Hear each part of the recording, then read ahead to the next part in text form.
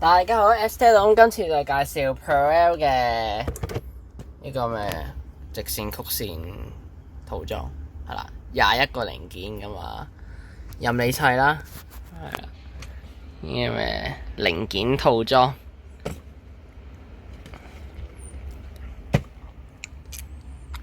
你唔係玩嘢啊？21件路軌有成16件都係轉彎軌，黐線嘅真係。唉，係啦，咁啊買港鐵產品送呢隻嘢，咁就開嚟睇啦。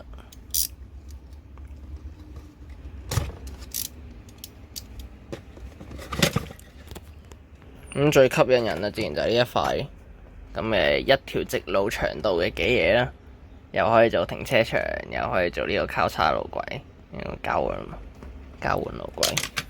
咁其餘就係勁大搭，黐線，兩 set 8條轉彎軌，同埋呢度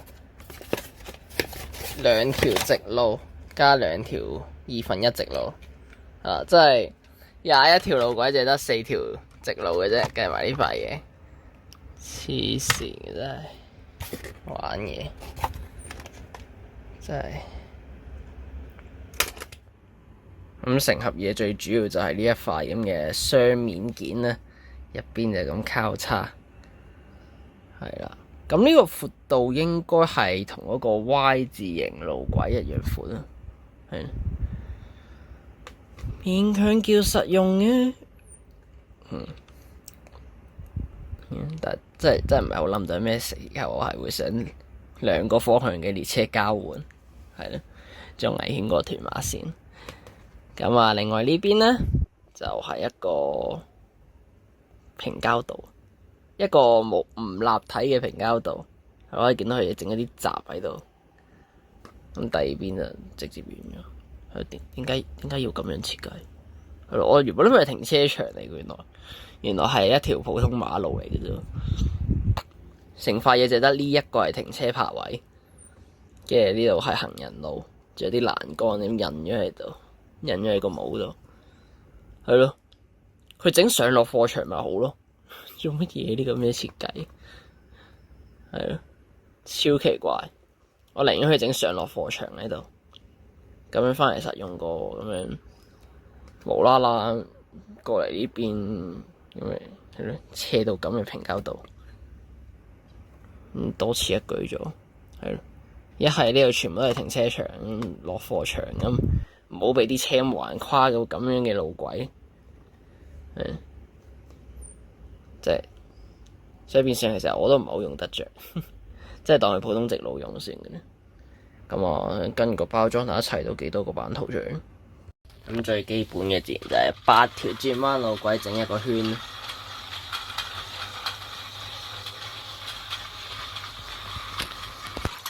跟住就係其中2邊加一條直路。都係勁基本，然之後有個就係咁打斜砌嘅，係啦，即係轉完45度角就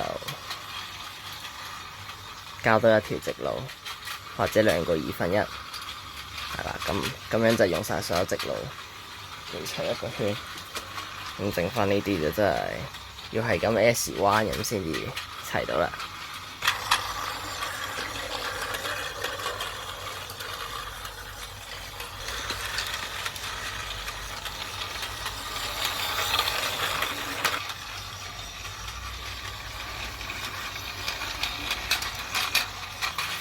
係啦，超多 S 彎就變咗咁樣用晒所有路軌啊！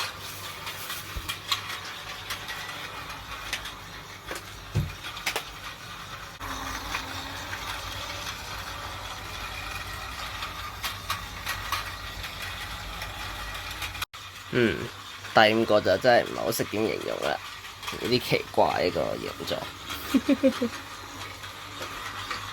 係咯，真係唔識形容，太畸形，虧佢哋砌到出嚟。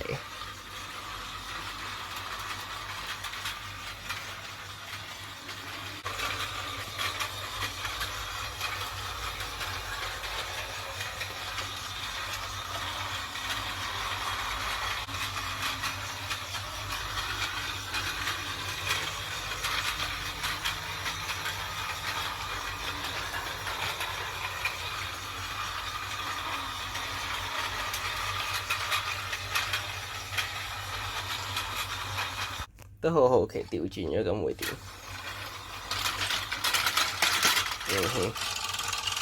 出晒鬼啦！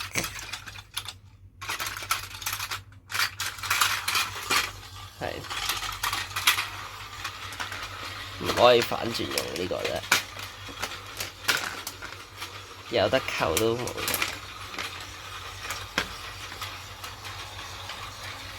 唯一一個教人用另外一邊靠叉路軌嘅玩法。哎呀！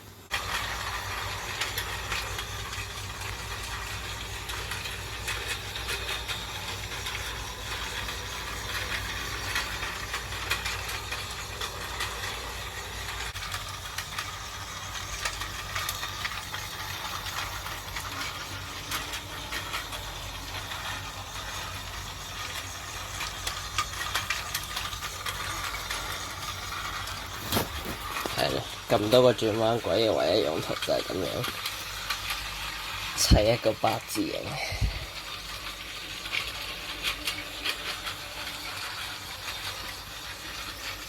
係咧，咁整體實用性都真係幾低，今次買呢啲零件。係啦，咁今次呢個咁嘅21個零件嘅入門套裝。